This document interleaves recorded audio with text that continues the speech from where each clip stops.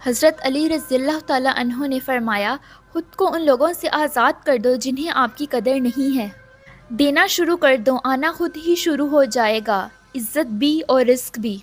جب تم پریشان ہو تو یہ دعا پڑھو، حسبنا اللہ و نعم الوکیل، پریشانی ختم ہو جائے گی۔ دیندار اور نیک عورت سے نکاح کرو، مالدار ہو جاؤ گے۔ جو دل دوسروں کی تکلیف دیکھ کر بے چین ہو جائے تو جان لو کہ اس دل میں اللہ رہتا ہے۔ جب کوئی پریشانی نہ حل ہو رہی ہو اور نہ ہی ختم ہو رہی ہو تو آپ درود شریف کی کثرت کر لیں، مشکل ختم ہو جائے گی۔ جب تمہاری جان کو خطرہ ہو تو صدقہ دے کر جان بچاؤ، اور جب تمہارے دین کو خطرہ ہو تو جان دے کر دین بچاؤ۔ اللہ اس زبان سے نکلی ہوئی کوئی بھی دعا رد نہیں کرتا جو اس کے محبوب صلی اللہ علیہ وآلہ وسلم پر درود شریف بھیجتی ہے۔ جب دل اداس ہو اور وجہ بھی سمجھ نہ آ رہی ہو تو سورہ رحمان پڑھ لیا کرو، دل کو سکون آ جائے گا۔ جس دعا پر دل اٹک جاتا ہے اللہ اس پر کن فرما دیتا ہے۔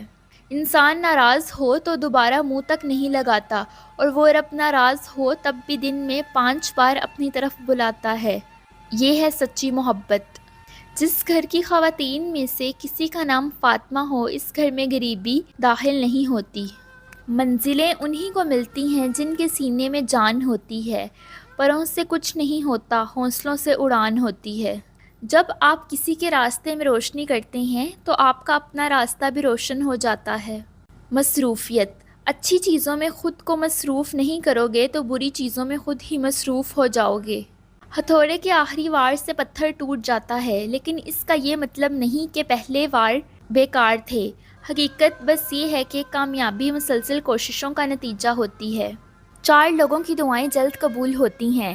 نمبر 1، مظلوم، جس پر ظلم ہو اور اس کی دعا اللہ فوراً سنتا ہے۔ نمبر 2، مسافر، سفر میں کی جانے والی دعا رد نہیں کی جاتی۔